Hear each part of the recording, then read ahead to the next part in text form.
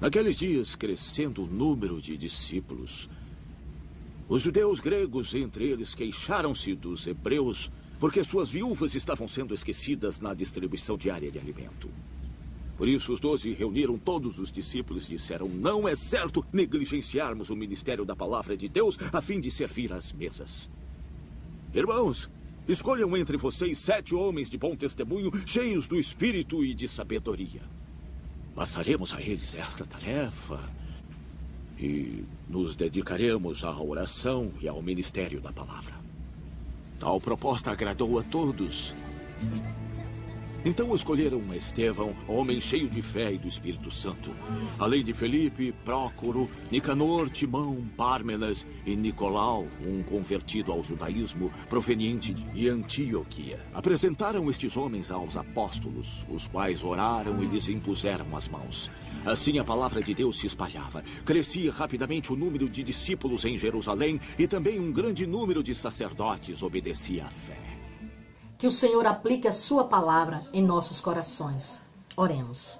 Pai amado, exaltado e glorificado seja sempre o teu nome, Senhor. Nós te agradecemos pela tua palavra que acabamos de ler. Pedimos que o Senhor fale conosco nesta manhã. Que o Senhor use o teu servo Zenilton, que vai meditar, ó Deus, a tua palavra, que vai trazer essas lições preciosas para cada um de nós. Aumenta a nossa fé a cada dia. Abençoa, ó Deus, e tem misericórdia do nosso país, tem misericórdia das nossas famílias, do teu povo na face da terra, Senhor. Ser exaltado e glorificado através da vida dos teus servos. Que todos possam ver, ó Deus, a diferença daqueles que servem ao Senhor e dos que não servem. Fala conosco nesta manhã, é o que nós te pedimos e desde já te agradecemos em nome de Jesus, teu Filho, que vive e reina para sempre. Amém. Graças, pais amados, vamos adorar o nome do Senhor com a música Aos Pés da Cruz, onde achamos conforto e coragem. Meu Jesus maravilhoso és, minha inspiração a prosseguir, mesmo quando tudo não vai bem, eu continuo olhando para ti. Pois sei que tu tens o melhor pra mim. Há um segredo no teu coração. Ó, dá-me forças pra continuar, guardando a promessa em oração. Firme, ó Deus, está o meu coração, firme nas promessas do Senhor. Eu continuo olhando para ti, e assim eu sei que posso prosseguir. E mesmo quando eu chorar, as minhas lágrimas serão para regar a minha fé e consolar meu coração. Pois os que choram aos pés da cruz, clamando em nome de Jesus, alcançará de ti, Senhor, misericórdia, graça e luz. Oh, oh, oh. Seu grande amor não cessa, eterno, não tem fim. Quão grande és tu, Senhor, quão grande és pra mim.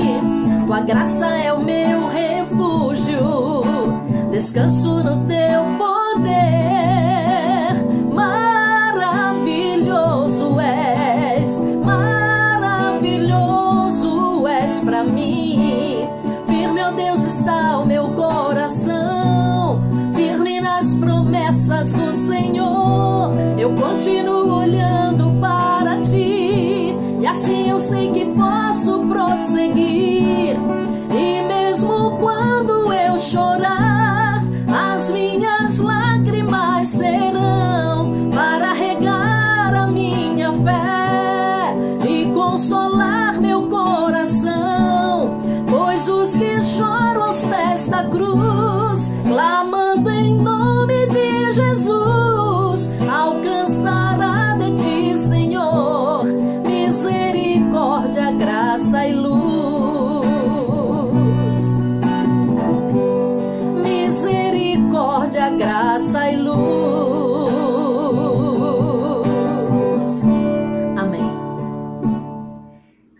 Deus, salve a amada igreja, com a graça e a paz do Senhor, amém?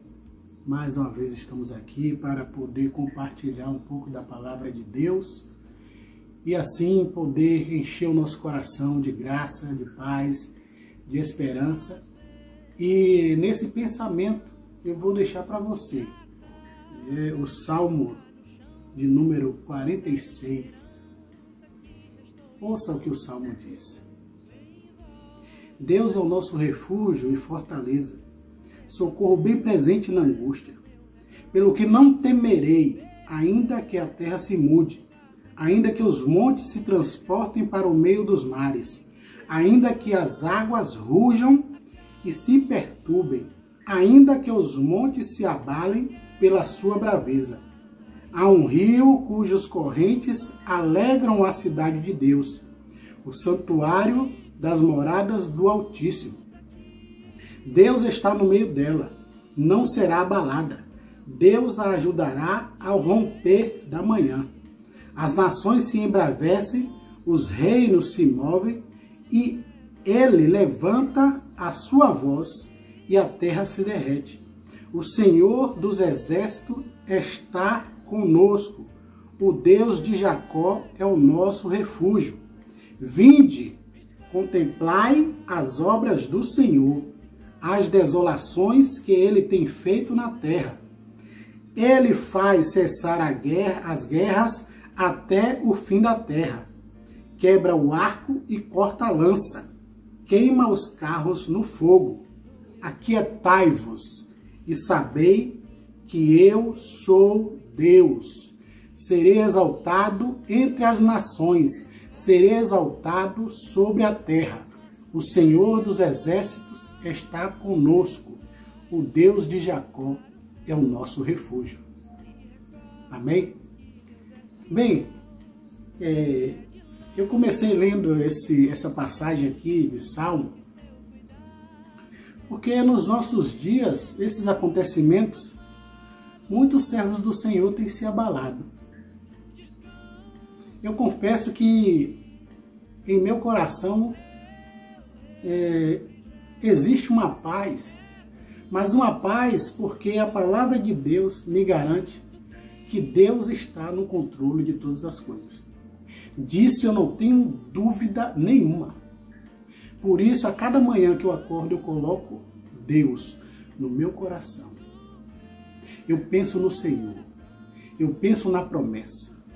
E eu sei que essa promessa, ela não falha.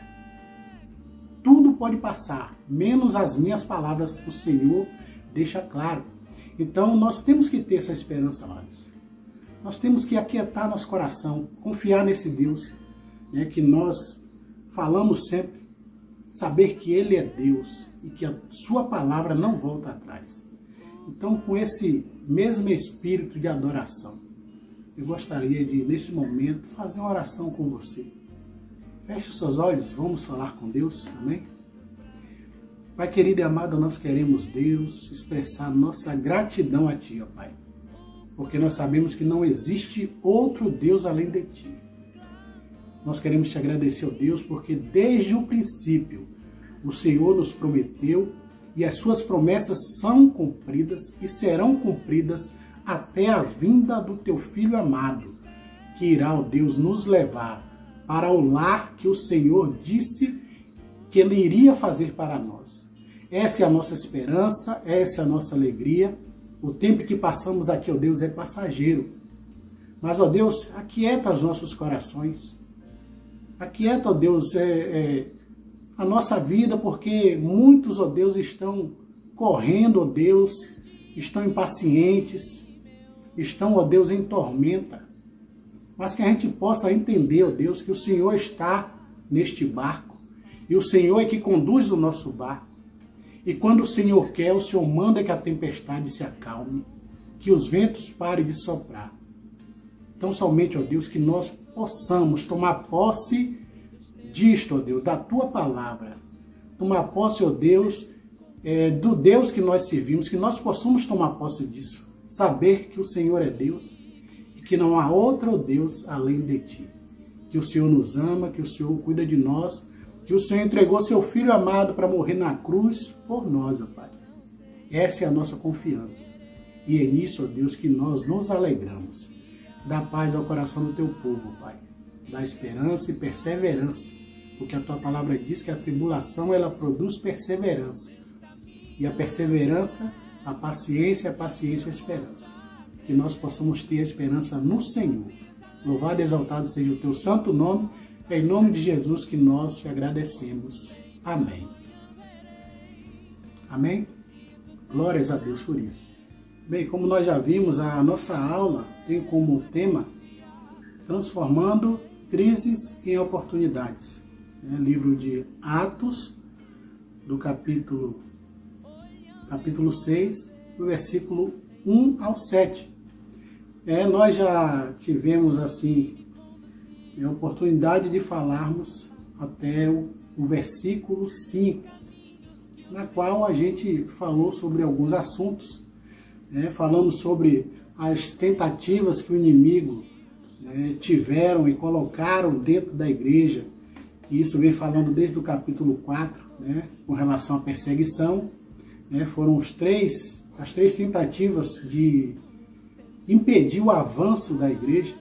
A primeira foi a perseguição, capítulo 4. A segunda, a infiltração, capítulo 5. E a terceira agora, que nós estamos estudando, é exatamente a distração. Então o inimigo ele é estrategista.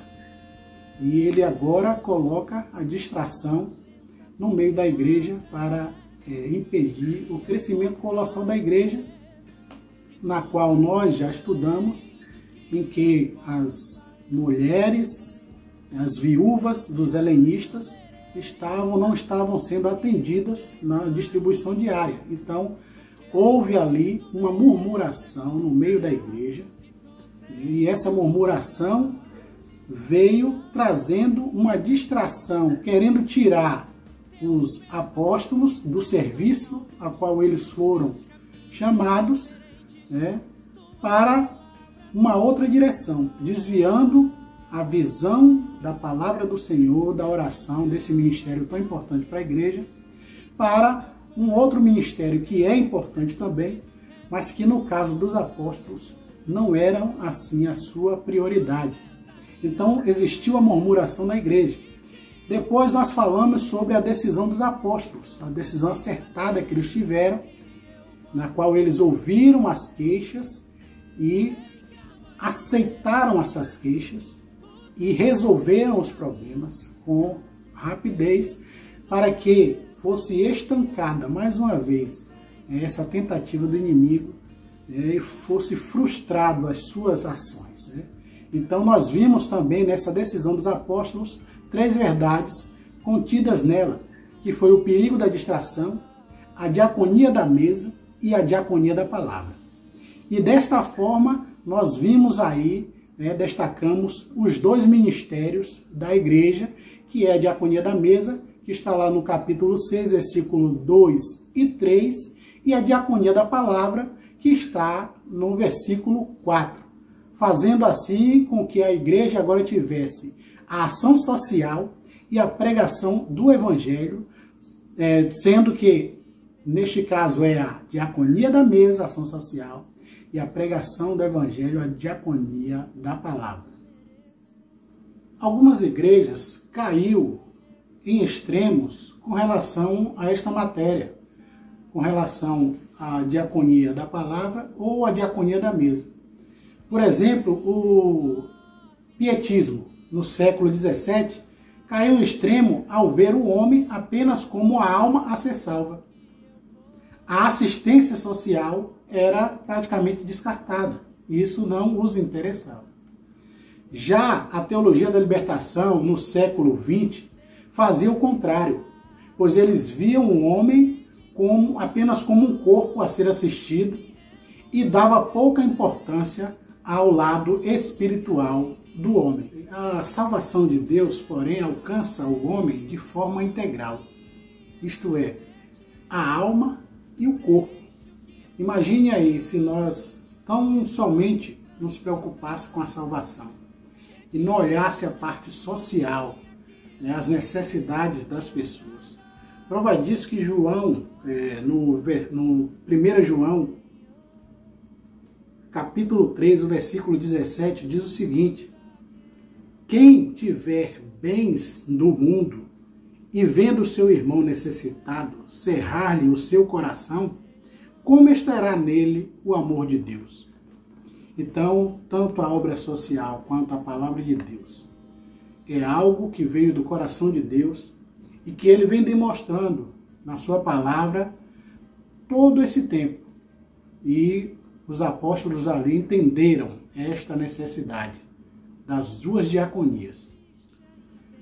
Sendo assim, o ministério da mesa não substitui o ministério da palavra.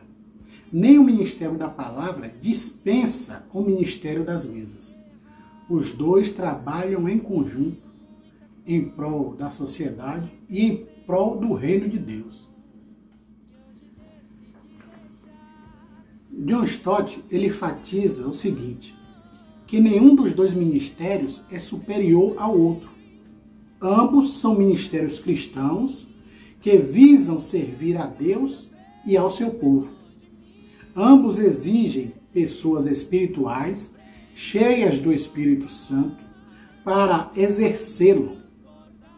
A única diferença está na forma que cada ministério assume, exigindo dons e chamados diferentes. E de acordo com Marshall, não sugere aqui que servir à mesa está em um nível inferior às orações e ao ensino. A ênfase está no fato de que a tarefa a qual os 12 foram especificamente chamados está no testemunho e na evangelização. Por isso, eles não abriram mão. Havia necessidade das duas tarefas. Eles estavam fazendo essas duas tarefas. Mas como nós já falamos, chegou um momento em que eles teriam que abrir mão de uma das duas tarefas. E o chamado para qual eles foram era para a diaconia da palavra e para a oração. Por isso, eles fizeram o mais certo, que foi escolher aqueles homens para ocuparem o cargo das mesas. Eu passo a oportunidade para a irmã Luana. Ela vai ler um texto para a gente. Esta decisão dos apóstolos é um divisor de águas na história da igreja. Aqueles que foram chamados para pregar a palavra precisam esmerar-se no ensino e afadigar-se na palavra, a fim de serem obreiros aprovados. Se os apóstolos tivessem abandonado a oração e o ministério da palavra para servir as mesas, a igreja teria perdido seu foco e seu poder. O crescimento da igreja vem por meio da oração e da palavra. Esses sempre foram os dois principais instrumentos usados por Deus para levar sua igreja ao crescimento saudável. Vale a pena destacar que a oração vem antes da pregação, porque se não formos homens de oração, a palavra não terá virtude em nossa boca. Não basta proferir a palavra de Deus, precisamos ser boca de Deus como o profeta Elias. Não basta carregar o bordão profético como Geazi, precisamos ter virtude do Espírito Santo como Eliseu. Amém. Amém, minha irmã. De fato, essa decisão deles foi um divisor ali na igreja primitiva e que os reflexos dessa decisão acertada, como já falamos, chegou até nós nos nossos dias. Porque, como você leu aí, aquele que se dispõe a pregar a palavra, a falar do Senhor, a levar a mensagem do Senhor, ele tem que esmerar-se na palavra, que é aplicar-se para fazer algo com qualidade, e fadigar-se, que chega também a ser cansar-se em extremo para aprender, para levar a palavra do Senhor. Então é um serviço árduo, contínuo, e que ele nunca para. E aí muitas vezes a gente cai no pensamento, ou até mesmo muitas pessoas nos perguntam, o que é que o pastor faz para estar recebendo esse salário? Qual é a atividade do pastor? Ou ficam criticando, não sabendo que ele está se esmerando na palavra, se fadigando, orando, buscando de Deus as revelações, as mensagens, aquilo que é para a nossa edificação. E muitas vezes nós nem sabemos dar a resposta às pessoas.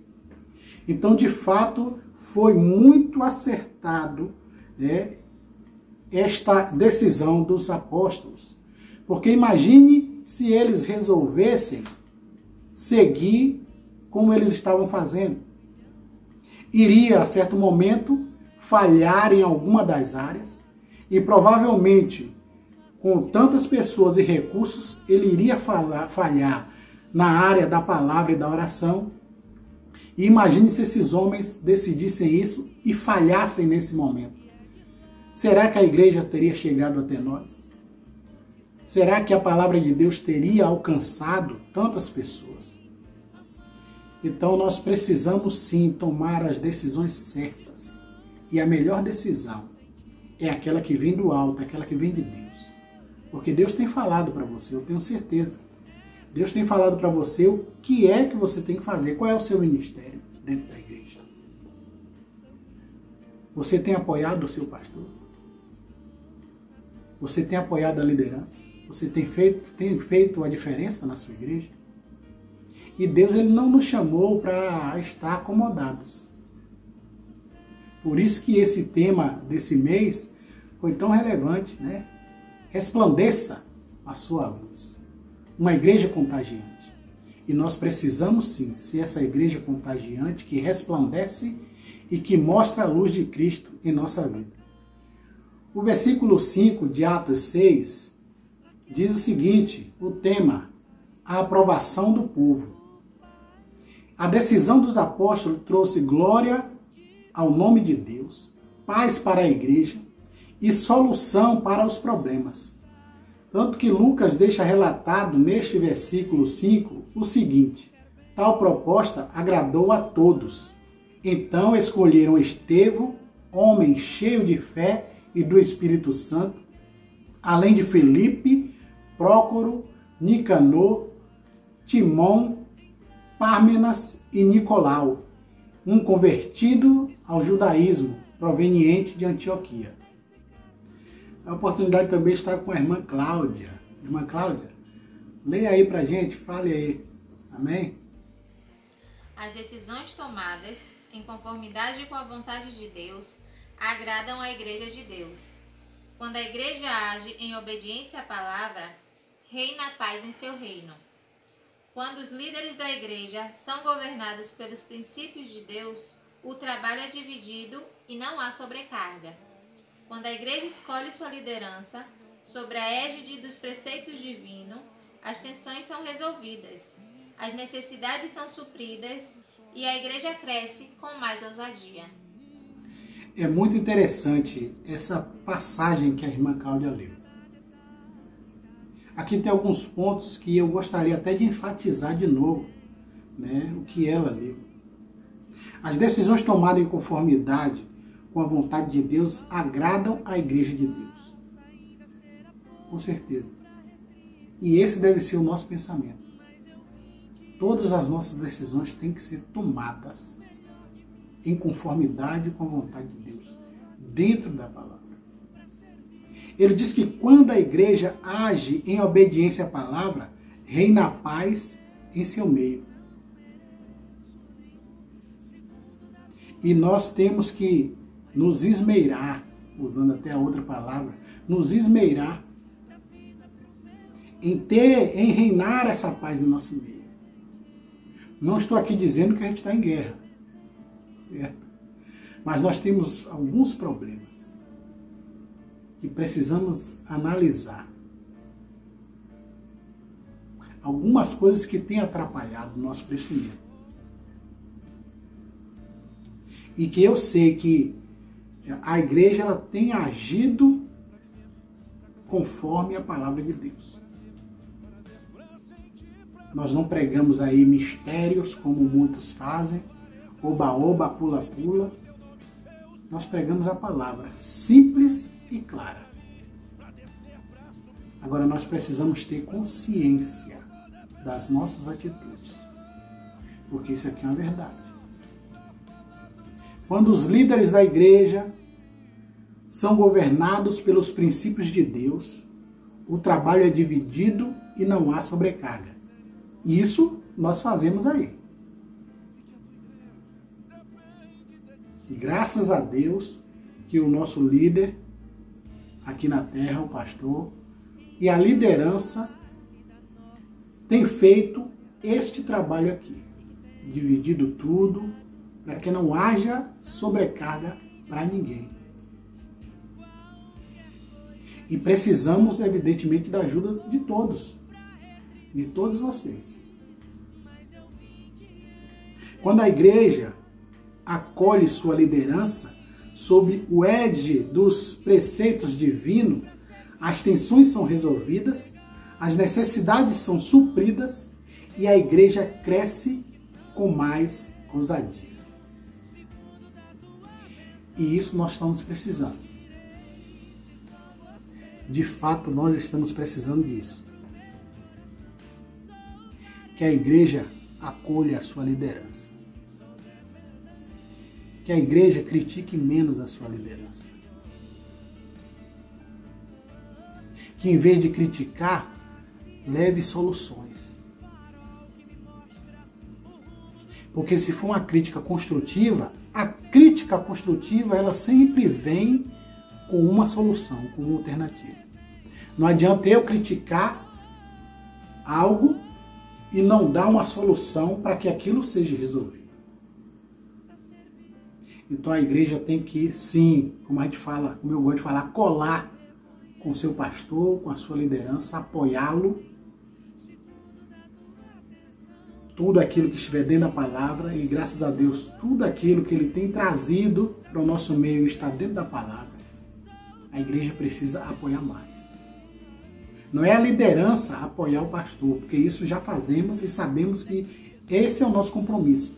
Mas é a igreja como um todo que está apoiando o pastor nesse serviço que é fadigante, como nós já vimos, é estressante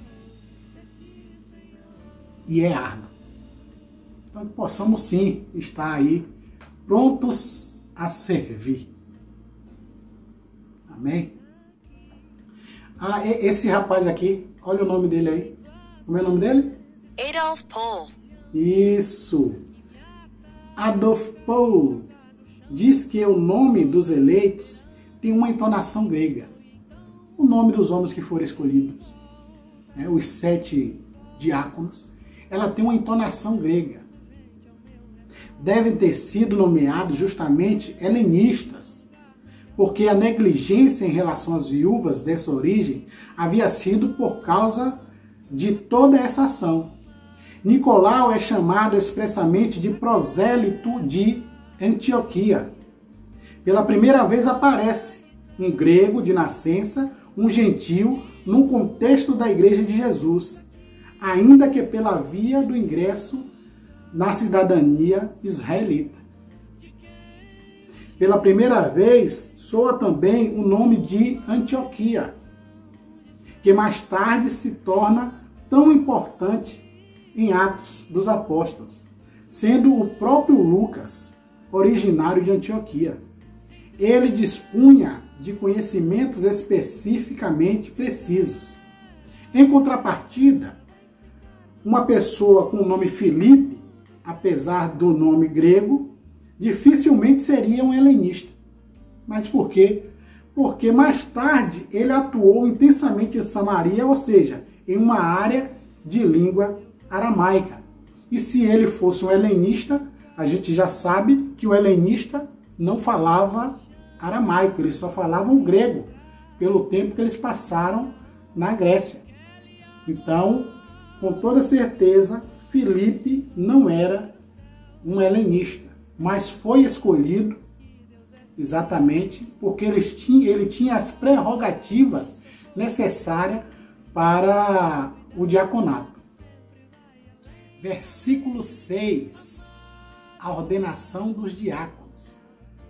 Diz o seguinte: apresentaram esses homens aos apóstolos, os quais oraram e lhes impuseram as mãos. Irmã Galdias, leia aí pra gente essa passagem. Graças a Deus, bom dia. Irei ler um texto que fala sobre a ordenação dos diáconos. Os primeiros diáconos foram escolhidos por ordem apostólica entre os membros da igreja para atender uma necessidade específica. A seleção se deu a partir de 3 critérios específicos. Deveriam ser homens de boa reputação, cheios do Espírito Santo e de sabedoria. Foram ordenados com imposição de mãos dos apóstolos. Doravante, o diaconato passou a ser um ofício da igreja. Versículo 7. O crescimento da igreja. Lucas deixa relatado o seguinte: assim a palavra de Deus se espalhava, crescia rapidamente o número de discípulos em Jerusalém. Também um grande número de sacerdotes obedecia à fé. E o resultado da medida tomada pelos apóstolos serenou os ânimos dos helenistas, estancou a murmuração, trouxe contentamento para a igreja, distribuiu o trabalho e liberou os apóstolos para focarem no ministério que lhe havia sido confiado. O resultado foi a propagação da palavra de Deus, a multiplicação do número de discípulos e a conversão de muitos sacerdotes. O pastor também vai participar conosco aí. Pode ler aí, pastor. Amém?